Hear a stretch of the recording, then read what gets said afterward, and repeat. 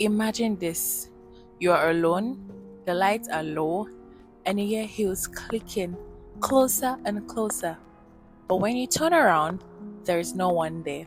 That is exactly the kind of story my friend Toby once told me. We're going to call this friend Toby, okay?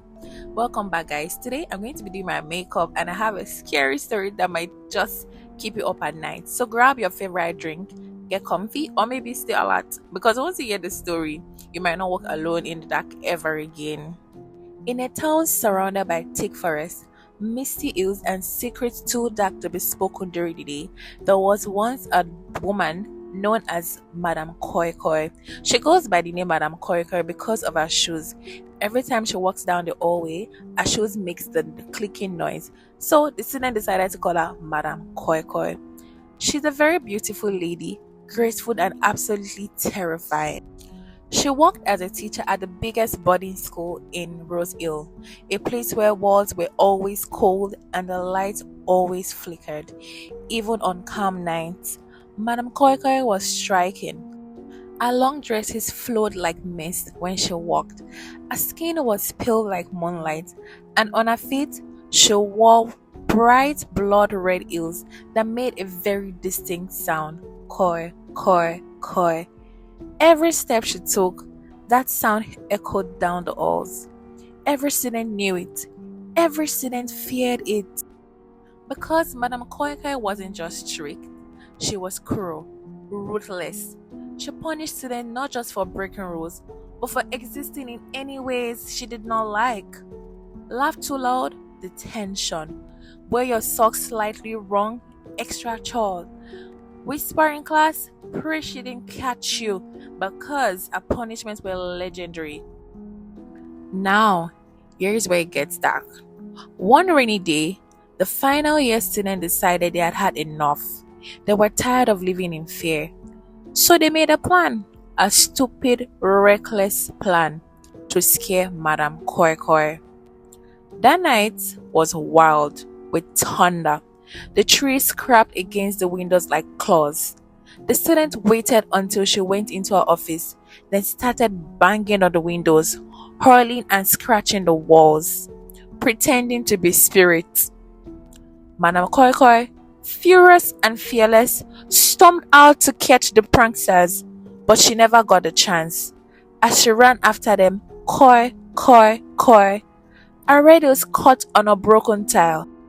She fell down the old stone staircase. They said her neck snapped before she hit the bottom. The students panicked. Terrified of being blamed, they didn't tell anyone. They buried her body in the school's forgotten backyard, right beneath the roots of an ancient tree where no one ever dared to go. And they thought that was the end. It wasn't. The very next week, strange things started happening. Doors slammed on their own, light flickered even when the generator was on, and late at night, always after the last bell, students will hear the footstep again. Koi, koi, koi. Oh, Madame Koi Koi was dead, right? Right? One night, a boy named Idris, one of the pranksters, heard the clicking heels approach his bed. At first, he thought it was a dream, until he felt a freezing hand brush his ankle. By morning, Idris was gone. Only his empty bed remained, and the faint imprint of a red shoe on the dusty floor. One by one, every student involved in Madame Koi Koi's death disappeared.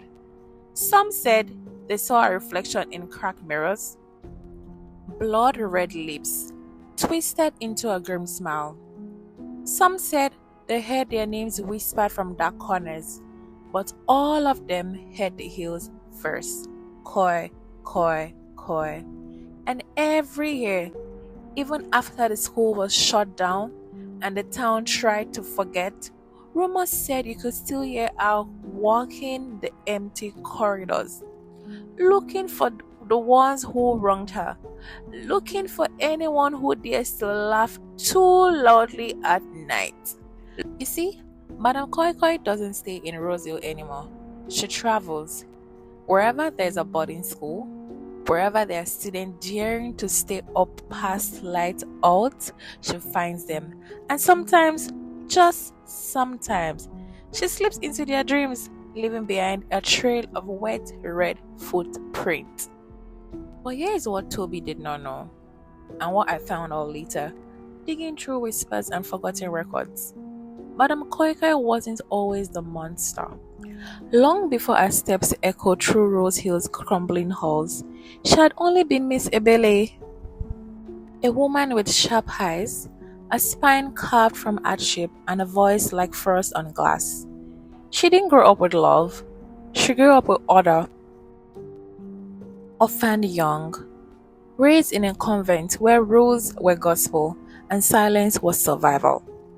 By the time she was 21, Miss Ebele had learned how to be invisible in plain sight, how to bury softness, how to make discipline look like dignity. She wore red not to be seen, but to warn. Her heels weren't about vanity, they were boundaries. Every koi was a line in the sand, and the student never saw it, never asked what shaped her. They laughed behind her back, called her names, painted her as something cruel, and over time, maybe she did become what they feared. Because sometimes, when you're forced to wear armor for too long, it fuses with your skin.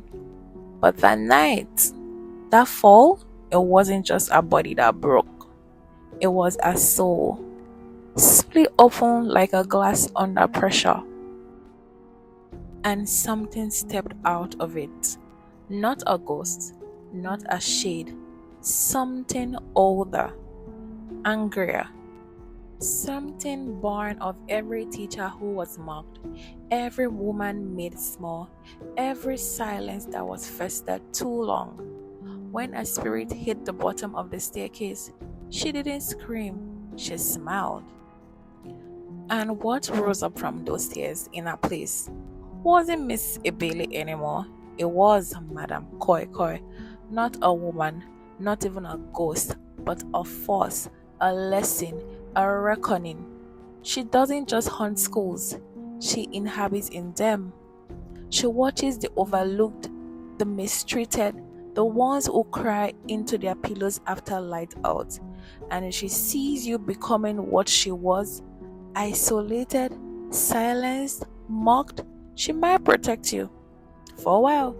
But if you laugh at the wrong person, mock the quiet one, or become the reason someone else walks the hall in fear, she will come. She doesn't forget. She always listens, Madame Koi Koi.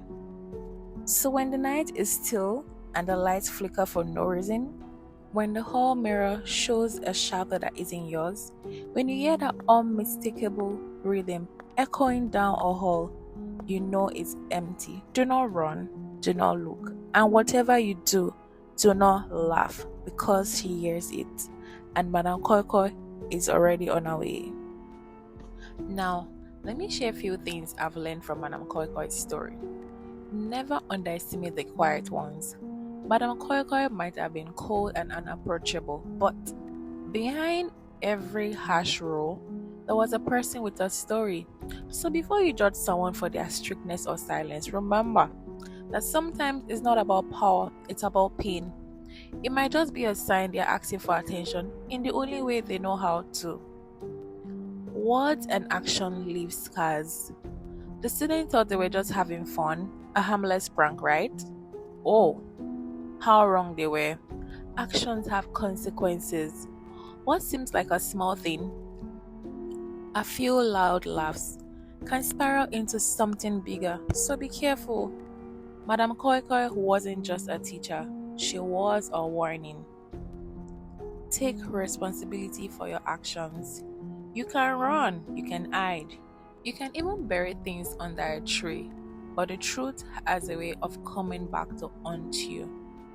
Those students thought they could escape the guilt of their actions, but we all know how that turned out. In the end, no matter how deep you bury your sins, they will find their way back to you.